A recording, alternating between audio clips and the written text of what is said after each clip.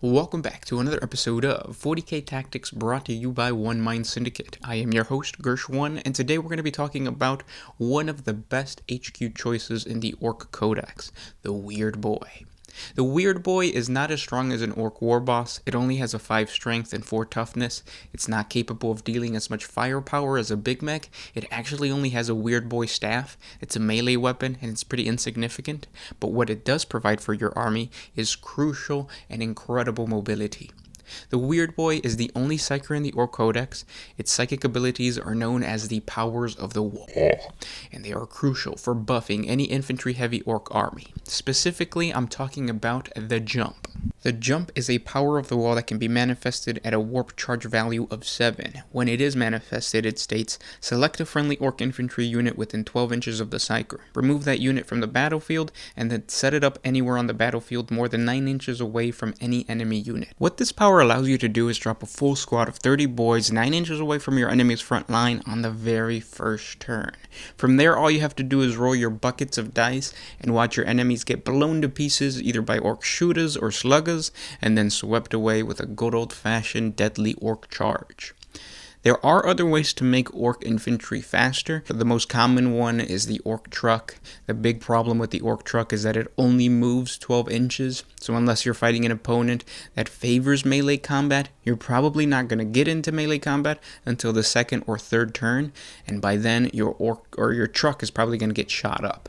The other big problem is that transport only carries 12 boys, so that's less than half of what you could field if you did the Jump. 12 boys against a squad of even like 10 Marines is not going to do much.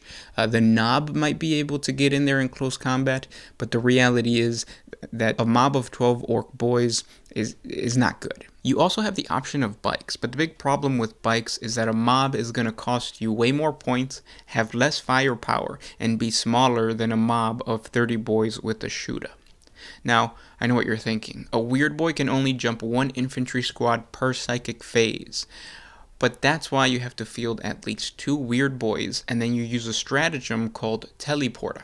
The stratagem states that it is used during the deployment phase, and you can set up any Orc unit with a power rating of 20 or less inside the teleporter instead of placing it on the battlefield during your deployment.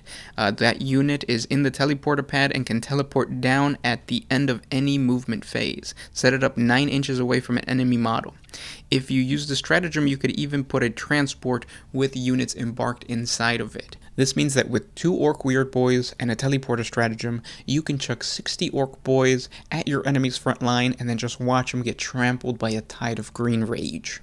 The Weird Boy is crucial to allow you to utilize the Orc army's most powerful infantry formation at its optimum strength, and it is crucial for any Orc alpha assault. You couple this with the shootier elements of an Orc army, the ones that I talked about in previous episodes, and you have an Orc list that is challenging to any opponent. Now, there are some downfalls to the Orc Weird Boy. The first one is this ability called Wall Energy. It basically states, add 1 to the psychic test taken for the model for every 10 Orc models within 10 inches of the Psyker, to a maximum of 3. If the result of the test is 12 plus, this model immediately suffers perils of the warp. I actually think that's changed. I'm reading it off of the Codex. There might have been a new, there might have been a change to that ability where it's 10 plus. Either way, it seems like it's going to be a bad idea because obviously you're teleporting or you're jumping 30 boys, so you are going to get the maximum buff of 3, so you will suffer perils of the warp. But Perils rarely kills a Weird Boy. It has 4 wounds. Not to mention you could always use your command points to re-roll one of those, so hopefully you don't Perils. If anything, this is just a way for you to exercise your creativity in the way that you place your models during deployment. Make sure to kind of isolate the Orc Weird Boy, because this power almost guarantees that the Weird Boy, the jump is going to go off, unless you roll like Snake Eyes. But again, in that situation, you always have your command point re-rolls, and then you have the buff of at least 10 Orc Boys near you. The other downfall is that it seems that the Orc Weird Boys are a one-trick pony. Once the Orcs are in the front line, the Weird Boy is kind of just in the back twiddling its thumbs. What I've found that you can do is you could upgrade one of the Weird Boys with the stratagem called Warp Head. The stratagem allows the weird boy to learn an additional warp ability or the powers of the wall. So what I would do is on the second turn, jump the weird boy that has that additional power at your enemies or your friendly units, and then use another power of the wall to either buff or attack your enemies. Now let's take a look at the other psychic powers that a weird boy has. The first power we're going to take a look at is called Edbanger. It's a warp charge of 8. If it is manifested, you roll a d6 and compare it to the toughness of the closest enemy model that is visible and within 18 inches of the weird boy. If the result is higher than the model's toughness, it is slain. The highest you could roll is a 6. Most of the creatures or vehicles or even characters that you want to kill with just like that are multiple wound usually have a toughness of 7. So this isn't really that good.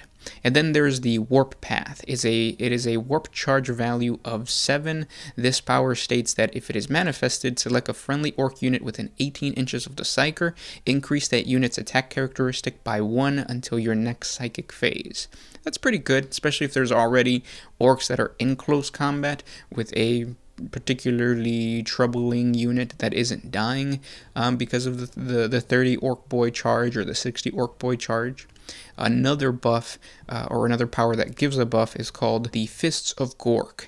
It's a warp charge of 6. If it is manifested, select a friendly orc character model that is visible and within 12 inches of the weird boy, add 2 to that model's strength and attack characteristic until the start of the next psychic phase. This is good if you have like a war boss on a bike or some type of character that has that. So like a knob maybe, like knob bikers. But that's very niche. I wouldn't really take this one either. Then there is the Roar of Mork. It's a warp charge of 8. If it is manifested, subtract 1 from the leadership characteristic of any enemy unit within 18 inches of the weird boy until your next psychic phase. Again, not something that's really beneficial. I would never take the Roar of Mork. The one warp power that I would take for that additional weird boy is called the Crunch. It is a warp charge of 8. If it is manifested, select an enemy unit within 18 inches of the weird boy, roll a d6 for each model in that unit. For each roll of a 6, that unit suffers 1 mortal wound. And then you roll a 2d6. On a 10+, you get to do it all over again. This is the Orc's version of a fancier smite. And those are the weird boy's extra powers. Now, you're still going to have one weird boy that's back in your deployment zone. What I have done with that one in the past is if I'm fighting an opponent that does not have good mobility, if it's going to take them a while to get to my deployment zone, I usually make that weird boy my war boss. The reason for that is because it's probably going to make it to the end of the game if it's all the way back in my deployment zone. I just hide him at the very, very corner and then just hope that it takes my opponent too long to actually go out there and get that warlord kill. If you do have a mobile opponent, never make a weird boy your war boss because they're too squishy. You're basically just giving up your slay the warlord point. What you can do, if you do have a mobile opponent, is use that weird boy as an additional character to protect your other warlord, your actual warlord. Hopefully it's a Big Mac, but basically by placing the weird boy in front of the Big Mac, your opponent has to kill the weird boy before it gets to the Big Mac. And hopefully a squad of Gretchen that's around the Big Mac. But we'll talk about the Big Mac in a completely different video. Now, the other awesome part about the weird boy is that its lore is amazing. There's so much details about what a weird boy is, and it's all really funny and goofy. We have a 40 facts on weird boy, so you should check it out. There used to be a famous orc weird boy called Old Zogwart. You could actually play him on the tabletop. I think there's a model for him, but I don't know if there are rules. They're not in the codex. At least I didn't find them in the codex, and he's not somebody that I would normally use. I'll probably end up creating a 40 facts video on Old Zogwart because he's really funny. He's a snake bite, so he's like a feral orc. But the whole lore behind weird boys and ard boys is just awesome. It's really entertaining, and I definitely think you should check out our 40 facts on the weird boys. The model on the tabletop and in the books is just great. But that's all I have to say about the Orc Weird Boy. I think if you're an Orc player, you really need to try to use a Weird Boy. Also, kit bashing your own Weird Boy is a lot of fun.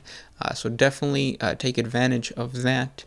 But now I toss it over to you guys. What do you guys think about the Weird Boy? Comment down below. Let me know if you've ever gone up against a Weird Boy. How does your opponent use them? How do you use them? And if you have suggestions for any other tactic ideas, please let me know in the comment section below. Thanks so much for listening, guys, and I will talk to you guys next week with another 40K Tactics lore videos every single day. And thank our patrons on Patreon. It is because of them that we can do this. Link in the description if you guys also want to support us. It's just $1 a month. If not, liking, commenting, and just watching these videos really helps out the channel. So thank you guys, and I'll talk to you tomorrow. This was Gersh1 with One Mind Syndicate, signing out. Always